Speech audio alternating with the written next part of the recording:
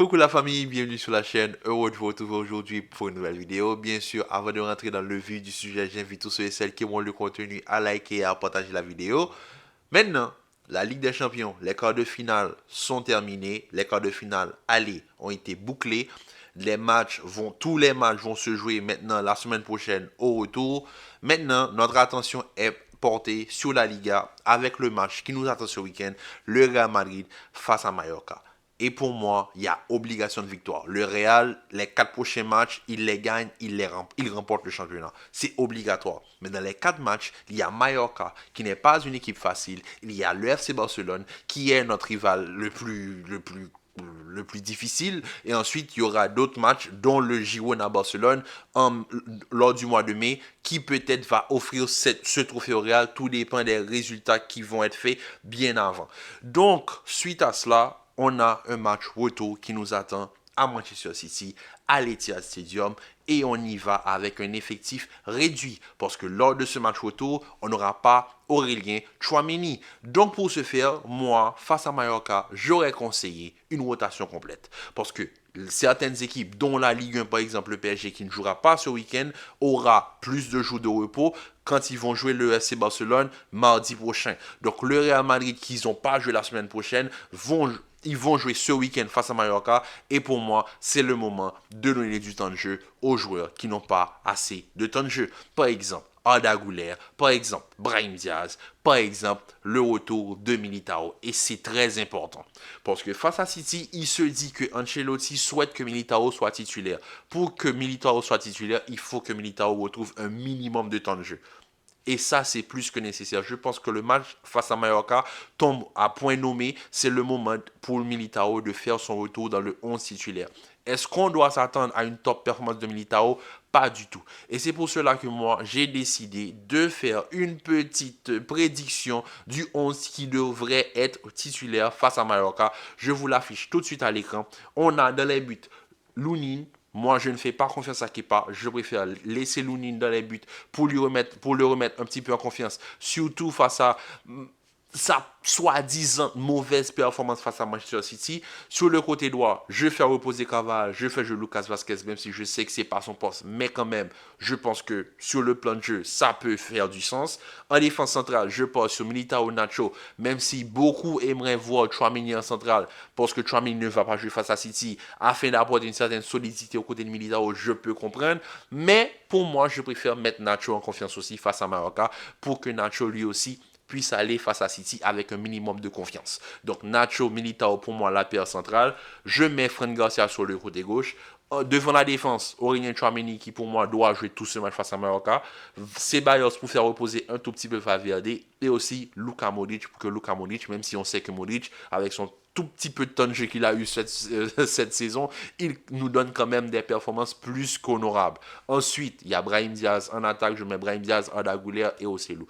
Comme on peut le voir, je sais qu'Ancelotti va partir sur un 4-1-2-1-2, on le sait très bien. Mais moi, j'aurais préféré un 4-3-2-1. Pourquoi pas un 4-3-3? Parce que dans ce système-là, je ne souhaite pas avoir des ailiers. Pourquoi? Parce que dans ce système-là, comme vous le voyez, moi je mets Chouameni avec Nacho et Militao. Pourquoi je mets Chouameni au niveau du niveau du milieu de terrain, que je ne le mets pas en défenseur central? C'est parce que je pense qu'avec ce système-là, on peut s'adapter à un nouveau mode. Un mode à 3 défenseurs sur les phases offensives, avec un Chouameni qui descendrait un tout petit peu au niveau de la défense centrale, pas forcément en tant que troisième défenseur, mais sur certaines phases, redescendre au niveau de la défense afin d'apporter cette ligne de 5, une ligne de 3 apportée pour aider Militao surtout et favoriser son retour. Militao n'aura pas toutes ses aptitudes, il n'aura pas tous ses réflexes, donc pour moi, il faut une certaine stabilité au niveau de la défense. À ce moment-là, Chouameni qui lui a l'habitude déjà d'évoluer dans cette zone, pourrait redescendre et aider Militao. À ce moment-là, on passerait sur une ligne à 3. Fran Garcia et Lucas Vazquez, pour moi, c'est des latéraux ailiers pistons qui n'ont rien de défensif. Donc à ce moment-là, quand tu passes avec ce système à 3, les deux montent au niveau du milieu de terrain et tu passes avec une ligne de 4 avec Fran Garcia et Lucas Vazquez qui peuvent couvrir les côtés et jouer ce rôle de piston, tout en sachant que derrière, ils ont une assurance où ils ont 3 joueurs à profil défensif sévère. Pour moi, qu'est-ce que je dis par profil défensif sévère? C'est-à-dire c'est les défenseurs. Il n'y a personne derrière, par exemple, quand tu laisses les deux qui montent,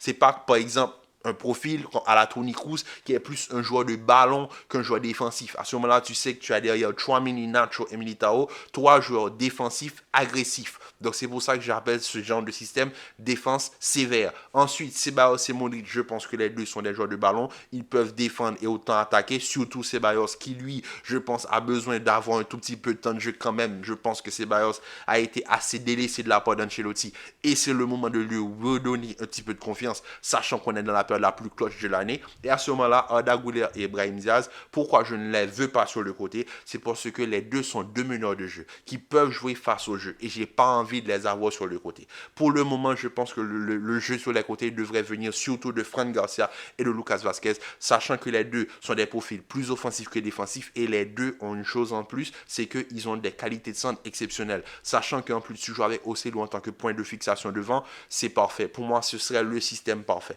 C'est pour cela que je passe sur un 4-3-2-1.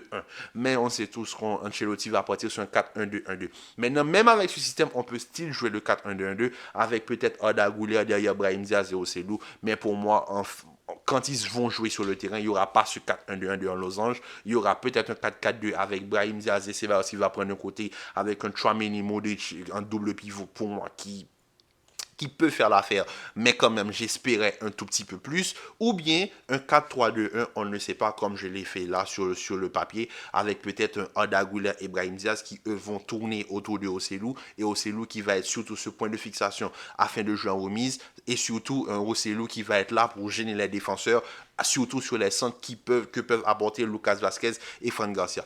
Pour moi, c'est ce genre de système qu'il faut apporter face à Mallorca. Et aussi les remplaçants. Je sais qu'on va se dire que oui, à ce moment-là, s'il y a danger, il faut faire entrer. Moi, je pense que Mallorca, ça peut sonner un petit peu, ça peut peut-être ne pas plaire, mais je préfère tout donner, parce que ce système-là, tu donnes tout, sachant que tu as des joueurs de qualité sur le banc, et si en plus ce système t'apporte une certaine assurance en t'apportant une victoire, ce serait le moment parfait de faire jouer surtout les Nico Paz. Le retour de Nico Paz dans le 11, pour moi, c'est très très important. Parce qu'il faut mettre tous les joueurs à niveau. Pour mercredi, il faut que tout le monde ait un minimum de temps de jeu récent. Il faut que tout le monde soit apte à jouer. Je sais que le Real Madrid fait des tests physiques. Aujourd'hui, ils ont fait des tests physiques et que tout le monde est apte. Mais pour moi, il faut plus d'expérience sur le terrain. Les entraînements, c'est pas le terrain. Il faut connaître, il faut avoir joué au football pour savoir la différence entre un match d'entraînement, même si les matchs d'entraînement sont pris au sérieux pour beaucoup, mais le niveau que te demande le terrain quand tu vas jouer, par exemple, face à des Walker, face à des Ruben Diaz, ce ne sera pas des tacles gentils.